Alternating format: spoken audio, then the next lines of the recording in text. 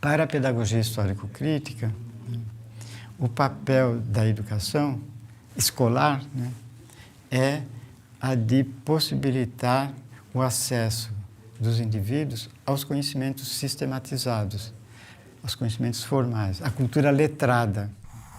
Eu sou Dermeval Saviani, professor emérito da Unicamp, pesquisador emérito do CNPq e professor titular do programa de pós-graduação em educação da Unicamp. O primeiro tema, a primeira questão que eu me propus a investigar foi sobre a questão do sistema de educação no Brasil, a existência ou não de um sistema educacional no Brasil. E isto foi o tema da minha tese de doutorado, defendida em 1971, em que eu mostrava, a partir de um exame da trajetória, dos debates e do texto da Lei de Diretrizes e Bases da Educação Nacional, que, de fato, o Brasil não contava com um sistema nacional de educação. Bem, eu tomei a lei porque, a partir do argumento de que, se existe sistema, ele estará expresso de algum modo na lei. Isso é uma lei de diretrizes e bases da educação nacional, né? O seu objetivo é fixar as normas, né, de funcionamento do sistema e, portanto, né, de regulamentar o sistema, se ele existisse, ou de o instituir, caso ele ainda não existisse.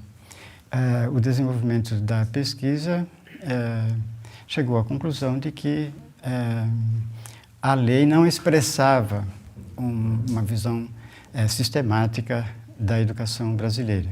Aí eu analisei, além do papel do Congresso Nacional na primeira LDB, nas reformas do período militar, na Lei 5.540, de 28 de novembro de 68, que foi a chamada Lei da Reforma Universitária, né?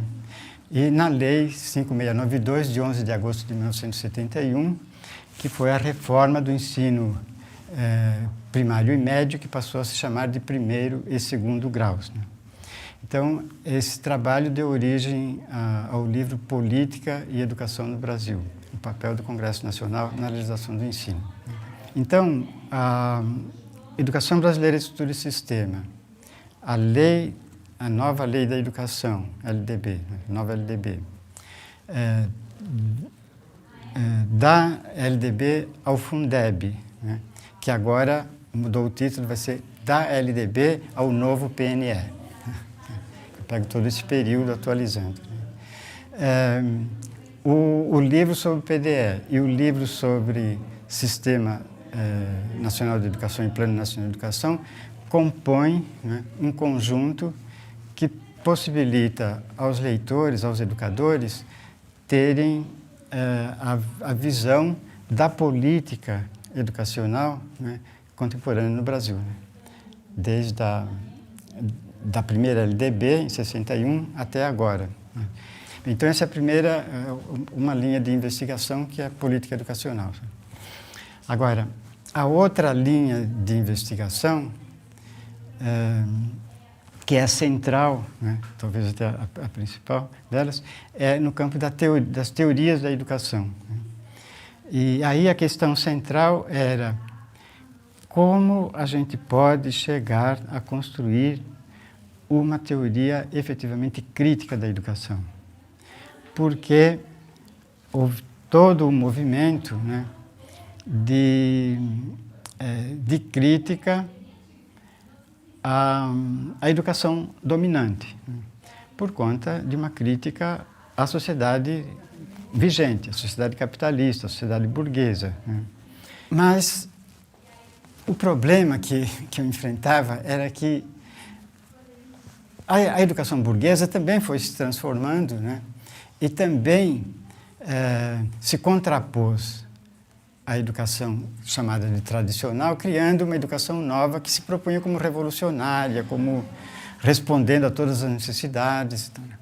Aí veio um conjunto de críticas mostrando que essas teorias, né, elas continuavam no campo burguês e, portanto, elas não asseguravam uma fundamentação que propiciasse efetivas transformações no campo social, que articulasse a educação com a transformação social. E essas teorias se fixavam muito no papel reprodutor da educação. A educação, tanto a educação tradicional como a nova. A nova se proclamava inovadora, mas, de fato, ela não fazia outra coisa senão reproduzir as próprias condições dominantes. Então, surgiram um conjunto de teorias que faziam a crítica da situação dominante. Bem, então essas são as teorias que, na verdade, eu classifiquei como não críticas, porque elas partem sempre da ideia de que a educação tem um poder sobre a sociedade. Então elas são não críticas porque não reconhecem os limites da educação, a sua determinação da sociedade e tal. Tanto a tradicional como a nova, como a tecnicista.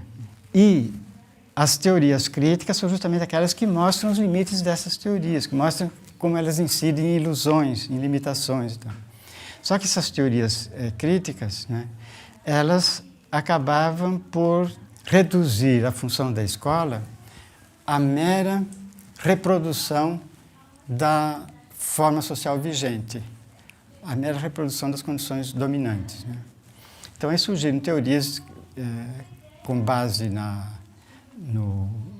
concepção estruturalista de filosofia, que formularam essas teorias. Então, a principal delas era de Pierre Bourdieu, a reprodução, que é uma teoria do sistema de ensino enquanto violência simbólica. Essa teoria, embora ela faça algumas referências a Marx, ela, na verdade, não é propriamente marxista, ela é mais weberiana do que marxista. Seu campo teórico de localização é a sociologia, sociologia da educação. Mas pensada aí é uma teoria geral da sociedade. Então é nesse sentido que ela cumpre uma função que é equivalente à da filosofia nas outras teorias. Surgiu também aí a teoria dos aparelhos ideológicos de Estado, da escola como aparelho ideológico de Estado, do Althusser, que era um autor marxista, mas que fazia uma leitura estruturalista do marxismo. E, nesse sentido, também encarava a educação mais pelo aspecto de seu papel de reprodução das relações vigentes. E uma outra teoria, que é a teoria da escola dualista, de Baudelot-Stablet, que foi exposta no livro A Escola Capitalista na França, e esta teoria explicitamente se fundamentava no marxismo e explicitamente articulava a educação com a luta de classes e buscando se guiar pela categoria de contradição. Mas as contradições que vigiam na sociedade, quando ia para o campo da educação, elas desapareciam, porque a educação ficava de um lado só, como instrumento a serviço da dominação. Não teve nenhum papel na libertação da classe trabalhadora. Mas eu não conseguia ver uma teoria articulada que desse conta da questão. Então, o meu problema era me caminhar na direção da formulação dessa teoria. E foi isto que eu formulei em 1982. Então, eu enunciei uma primeira tese de caráter filosófico, do caráter revolucionário da pedagogia tradicional e do caráter reacionário da pedagogia nova. Uma tese de caráter pedagógico-metodológico, do caráter científico do método tradicional e do caráter pseudocientífico dos métodos novos. Bom, a terceira tese era especificamente política, de como, quando mais se falou em democracia, nas escolas, menos ela foi democrática. E quando menos se falou em democracia, mais ela foi democrática. Para dizer que na escola tradicional não se falava em democracia, mas a escola funcionava como instrumento de de acesso à democracia. Enquanto que na Escola Nova se fala a todo momento em democracia, né? Mas a democracia acaba não acontecendo. Tá? Aí eu demonstrei isso historicamente, né? Como é que, com o surgimento da sociedade capitalista, da burguesia e tal, a escola tradicional, né, foi construída como instrumento de redimir a humanidade, né, da opressão e permitir que os súditos se convertessem em cidadãos. Quer dizer, esse é o grande projeto da educação burguesa quando ela era revolucionária. Quando ela se tornou conservadora, aí ela abandonou essa busca da igualdade essencial entre os homens, né, e começou a admitir as diferenças. Né, e vem a escola nova. Não, os interesses das crianças, as crianças são diferentes entre si, tem que ser respeitadas as diferenças. Né, na verdade, ela está justificando a desigualdade. Né, então, é reacionária. Bom, demonstro isso historicamente, as 3 teses, né, para concluir que uma posição efetivamente revolucionária não está nem no campo tradicional e nem no campo da pedagogia nova, mas numa teoria que supere a ambas, incorporando os seus avanços e superando os seus limites. Né. Então, essa era a teoria que precisava construir. Aí eu publiquei um artigo chamado Escola e Democracia para além da teoria da curvatura da vara. Aquele primeiro foi publicado com o título Escola e Democracia, a teoria da curvatura da vara. Eu publiquei outro para além, e nesse aí é que eu construo os elementos de uma teoria crítica não reprodutivista. E isto foi publicado em 1983 no livro Escola e Democracia, cujo primeiro capítulo são as teorias da educação e o problema da marginalidade, que foi um artigo que eu tinha escrito para a revista Caderno de Pesquisa, publicado em 82. Ali eu analiso as teorias não críticas, as teorias crítico-reprodutivistas e a necessidade de uma teoria que fosse além desses limites. O segundo capítulo é Escola e Democracia, ou a teoria da curvatura da vara, em que eu abro aquela polêmica com a Escola Nova. E o terceiro, Escola e Democracia, para além da teoria da curvatura da vara, onde eu delineio a nova teoria. Né? Isso compõe o livro Escola e Democracia, que agora está na 42ª edição. Né? Então, essa teoria, ela recebeu o nome em 1984 de Pedagogia Histórico-Crítica. O seu núcleo básico é um esforço de elaborar uma teoria pedagógica que ultrapasse, porque vejam bem, todas as críticas que eu via às pedagogias dominantes, né, inclusive de inspiração marxista, eu tinha dificuldade de distinguir das posições liberais, porque os liberais também proclamam uma educação crítica, ativa, transformadora, que forme a consciência crítica e tal. E como é que você distingue, então, uma coisa da outra?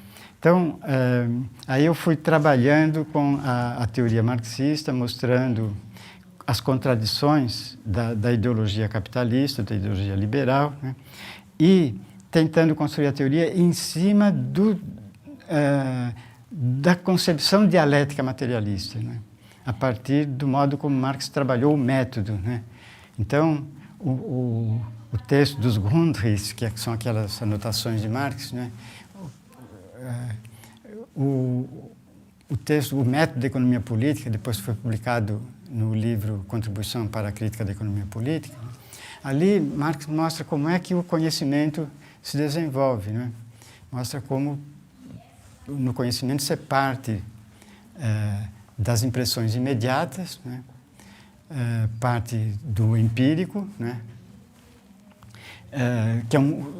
Que é um todo, mas é um todo caótico, uma visão confusa que se tem, né? E a partir da análise desse todo, né? Então você vai para o segundo momento, que é o momento analítico, né? Da abstração, né? Procedendo por abstração, você chega a identificar quais são os elementos que caracterizam esse todo, né? Só que chegando nesse ponto é preciso fazer o caminho inverso, né? E reconstruir o todo agora compreendido como uma síntese de múltiplas determinações, né? E aí é que eu chego ao concreto, né? Então eu construí uma teoria pedagógica que parte do empírico e chega ao concreto pela mediação do abstrato, né? Que parte, então, da síncrese e, pela mediação da análise, chega à síntese. Certo? Então, os alunos entram para a escola, para a sua formação, com uma visão sincrética, uma visão confusa, né? O papel, então, da escola é fazê-los ultrapassar essa visão sincrética e chegar a uma visão sintética. A passar de uma visão da percepção sensorial imediata, que é o empírico, aquilo que se manifesta, para chegar ao concreto. Porque Marx, nesse texto, mostra que o concreto é síntese de múltiplas determinações, unidade na diversidade. Portanto, é o ponto de chegada e não o ponto de partida do conhecimento. O ponto de partida é o empírico, mas normalmente, na linguagem comum, se confunde o empírico com o concreto, né? O concreto é o ponto de partida porque o concreto é a base, é a realidade, é a estrutura do real, que o homem não conhece diretamente. Para conhecê-la, ele precisa proceder por mediações, né? Então, esse é o verdadeiro ponto de partida, porque ele está na base, né? Eu começo pelo empírico, que é a percepção imediata do concreto, né? E pela mediação da análise do abstrato, eu chego então a reconstruir o concreto no pensamento. Aí eu passo então a compreender o concreto, né? Então é o ponto de chegada do conhecimento, não é o ponto de chegada da realidade. A realidade é o concreto, certo? Então essa é a segunda linha. A terceira linha, está articulada com essa, é a de história da educação, né? Porque como a concepção filosófica que eu vim abraçando e desenvolvendo, a do materialismo histórico, é centrada na história, né? Que o homem é um produto da história, né? E que a educação tem o papel de permitir que as novas gerações se apropriem, né? Da riqueza acumulada pela humanidade ao longo do tempo, né? Então, a outra linha de investigação é da análise histórica e da história da educação. E isto implicou em alguns estudos, né? Um deles é o livro História das Ideias Pedagógicas no Brasil, publicado em 2008, primeira edição, agora está na quarta edição, que é parte do início da colonização do Brasil, né? Tem até no primeiro capítulo tem um tópico sobre educação indígena, mostrando como, quando os portugueses chegaram aqui, eles encontraram um povo, alguns povos, e que tinham também um processo educativo, né? Mas depois começa, com a chegada dos jesuítas em 1549, a educação formal, com os colégios e tal, nesse processo de catequização e de aculturação, né, dos índios, né, a cultura ocidental, né, na sua expressão portuguesa, e uma educação que também envolvia os colonos que aqui chegavam. Tá? E aí vem, então, todos os períodos, os 4 grandes períodos da história da educação brasileira, desde lá do século XVI, né, 1549, até o momento atual. O primeiro período é o do predomínio da vertente religiosa da pedagogia tradicional, que vai de 1549 até 1759, né? Então, da chegada dos jesuítas até a expulsão dos jesuítas em 1759. Né? Depois, o segundo período é o período que vai de 1759 até 1932, né? E que compreende a disputa entre a pedagogia tradicional na vertente religiosa e a vertente leiga. O terceiro período vai de 1932 a 1961, que é o período de predominância da pedagogia nova, né? Das ideias pedagógicas renovadoras, né? E o quarto período, que vai de 1961 até os dias atuais, que é o de predomínio das ideias pedagógicas produtivistas, que vem lá depois da LDB, 61 vem o movimento vem a influência da teoria do capital humano, né? Depois as leis da reforma militar, aquela busca da eficiência e produtividade, né? E isto, embora todas as críticas ao período militar, esse produtivismo se manteve e foi exacerbado com o neoliberalismo aí. E mesmo no período aí dos governos petistas, né, que introduziram algumas aberturas no campo da educação, né, incorporando algumas, né, das formulações críticas ao período FHC, mas mesmo assim o produtivismo continuou vigorando e está aí forte, de modo especial na pós-graduação, né. Então, são essas três linhas de investigação, né, da política educacional, da teoria da educação, né, ou pedagogia, e da história da educação, sendo que a central, obviamente, é a teoria da educação, que é aí que vem uma contribuição, de certo modo, original para o campo da educação e da pedagogia.